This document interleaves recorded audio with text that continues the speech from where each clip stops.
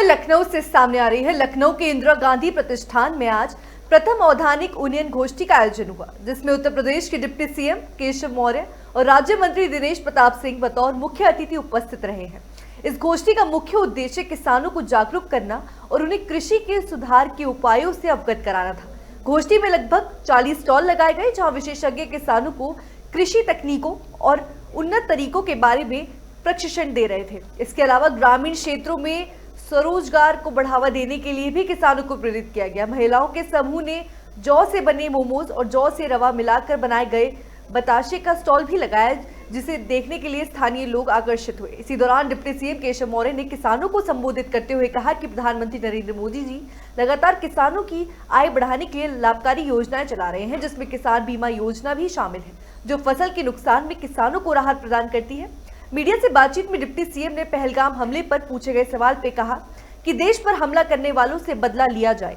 वहीं सुरक्षा मामलों पर टिप्पणी करते हुए उन्होंने कहा कि इस पर कोई भी टिप्पणी करना उचित नहीं है। उत्तर प्रदेश सरकार द्वारा आज औद्योगिक उन्नयन गोष्ठी का आयोजन किया गया, जिसमें प्रमुख रूप से उत्तर प्रदेश के डिप्टी सीएम केशव मौर्य मौजूद रहे।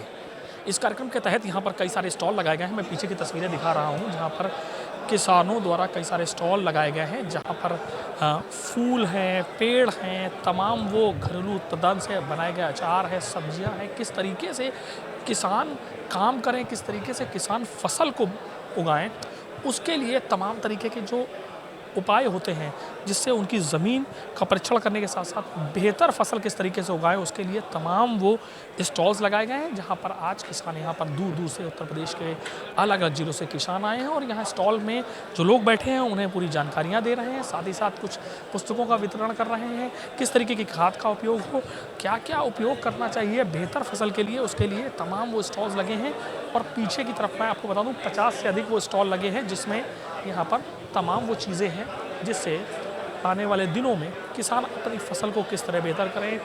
मोमबत्ती बनाने के अलावा तमाम देखिए आप वो ग्रीन्स यानी पेड़ किस तरीके से लगाए जाए, अचार बनाने के लिए तमाम वो स्टॉल, अचार की विधि कैसे है।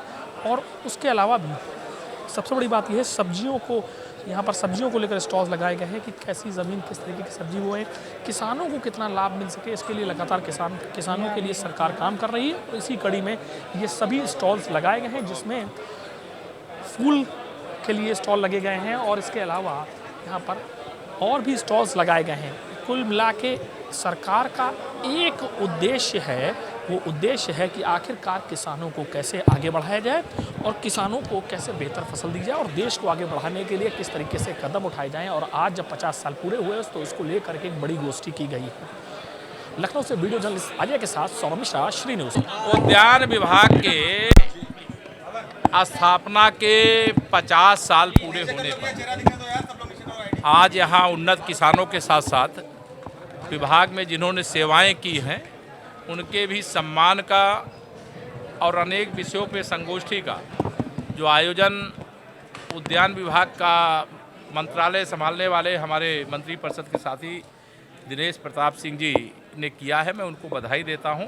अच्छा प्रयास है और उत्तर प्रदेश को आगे बढ़ने का एक शानदार मौका है।